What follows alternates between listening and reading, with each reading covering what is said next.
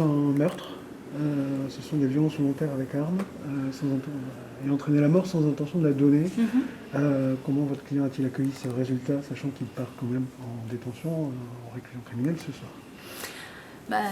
L'annonce d'un verdict aux assises, c'est toujours une décision qui est difficile, surtout qu'il comprend qu'il repart.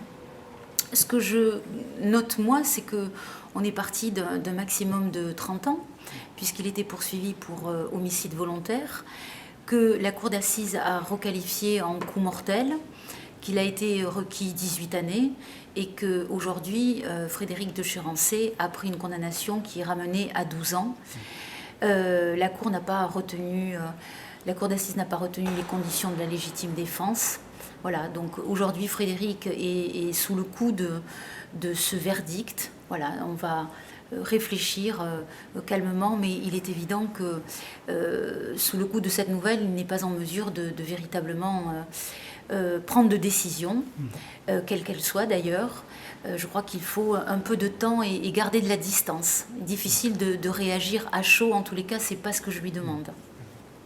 Il a dit plusieurs fois dans la procédure et encore en audience que ces actes avaient détruit 2 familles. Oui. On a vu aussi qu'une décision d'assises, ça a des conséquences sur effectivement 2 familles.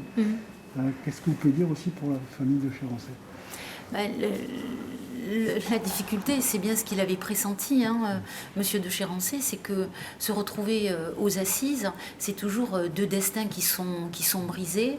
Bien sûr que moi, je ne peux pas non plus être insensible quand je vois aujourd'hui sa famille autour de lui dévastée. Bien sûr, ce sont 2 destins, et dans ces destins, les proches qui le ressentent aussi, qui éprouvent cette douleur, cette souffrance, c'est des vies brisées. Les assises, ce sont toujours des vies brisées.